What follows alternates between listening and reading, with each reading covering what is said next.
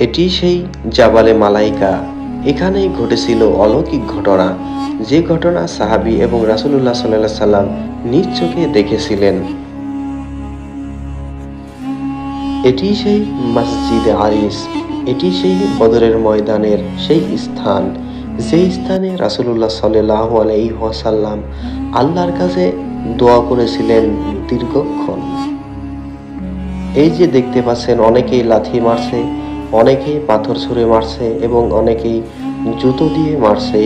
আপনারা দেখতে পাচ্ছেন, এটি সেই কুখ্যাত কাফের আবু জেহেলের কবর।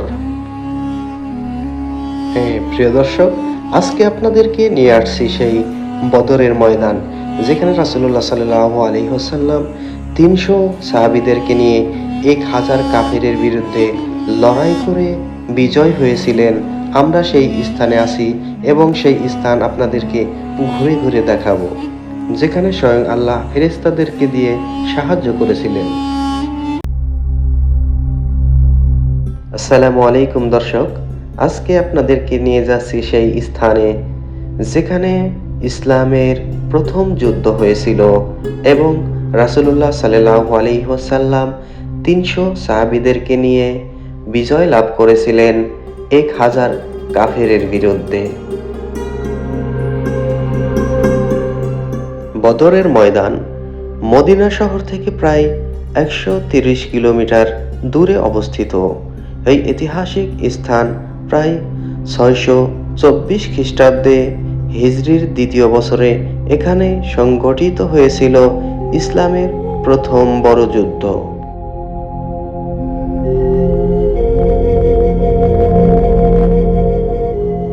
আমরা সেখানেই যাচ্ছি যেখানে রাসূলুল্লাহ সাল্লাল্লাহু আলাইহি ওয়াসাল্লাম সাহাবীদেরকে নিয়ে দীর্ঘক্ষণ দোয়া করেছিলেন আল্লাহর কাছে, যেন কাফেরদের বিরুদ্ধে লড়াই করে বিজয় হতে পারেন। এবং ওখানেই রয়েছে সেই কুখ্যাত আবু জেহেলের কবর, যা আপনাদেরকে দেখাবো।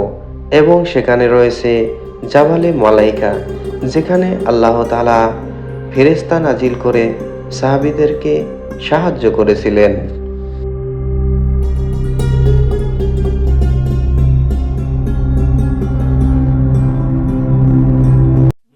দর্শক, আমরা এসে পৌঁছে গেছি। আপনারা দেখতে পাচ্ছেন সেই স্থান যেখানে রাসূলুল্লাহ সাল্লাল্লাহু আলাইহি ওয়াসাল্লাম কাফেরদের বিরুদ্ধে লড়াই করেছিলেন। আর এই যে পাহাড়টি দেখতে পাচ্ছেন, এখানে আল্লাহ তাআলা ফেরেশতা নাজিল করেছিলেন। এই পাহাড়কেই বলা হয় জাবালে মালাইকা, অর্থাৎ ফেরেশতাদের পাহাড়, যেখানে আল্লাহ তাআলা ফেরেশতা নাজিল করে সাহাবীদেরকে সাহায্য করেছিলেন।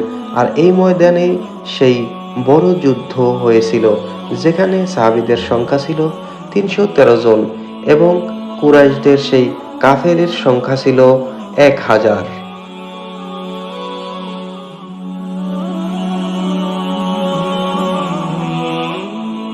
চলুন প্রিয় দর্শক, আমরা এখন একটু সামনের দিকে এগিয়ে যাই, সেই পাহাড়ের দিকে, যেই পাহাড়ে ফেরেশতা নাজিল হয়েছিল সেই পাহাড়ের দিকে চলুন। এই যে দেখতে পাচ্ছেন, এটি সেই পাহাড় যেখানে আল্লাহ তাআলা ফেরেশতা নাজিল করেছিলেন। এটি হচ্ছে ফেরেশতাদের পাহাড়, যা ফেরেশতাদের নামে পরিচিত। আরবিতে বলা হয় জাবালে মালাইকা, অর্থাৎ ফেরেশতাদের পাহাড়।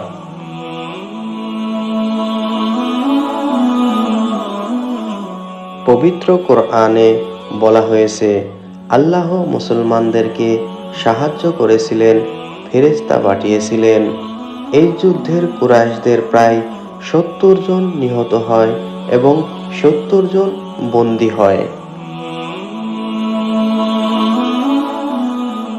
যুদ্ধের সময় এখানেই গড়ে উঠেছিল ছোট্ট ছাউনির মতো, যেখানে আজ এই মসজিদে আরিস নামে পরিচিত পেয়েছে। এই জায়গাতেই মহানবী হযরত মুহাম্মদ সাল্লাল্লাহু আলাইহি ওয়াসাল্লাম আল্লাহর কাছে দোয়া করেছিলেন। তিনি হাত তুলে এত দীর্ঘ সময় দোয়া করেছিলেন যে তার চাদর পর্যন্ত পড়ে গিয়েছিল। হাদিসে বর্ণিত আছে, নবীজি সাল্লাল্লাহু আলাইহি ওয়াসাল্লাম দোয়া করেছিলেন, হে আল্লাহ, যদি আজ এই ছোট দলটি ধ্বংস হয়ে যায়, তবে পৃথিবীতে আর কেউ তোমার ইবাদত করবে না।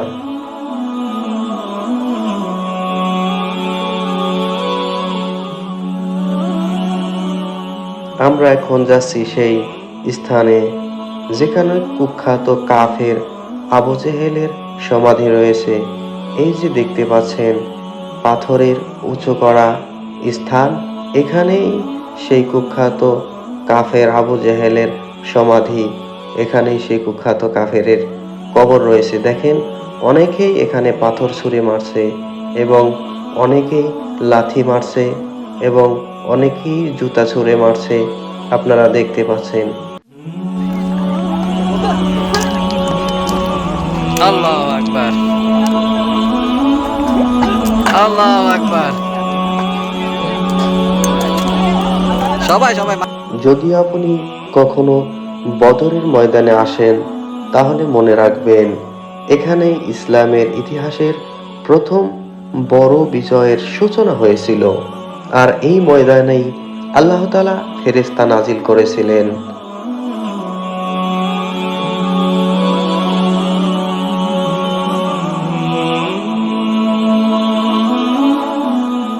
দর্শক, এই ভিডিওটি আপনাদের কাছে কেমন লাগলো অবশ্যই কমেন্ট করে জানাবেন এবং লাইক, কমেন্ট, শেয়ার এবং সাবস্ক্রাইব করতে ভুলবেন না।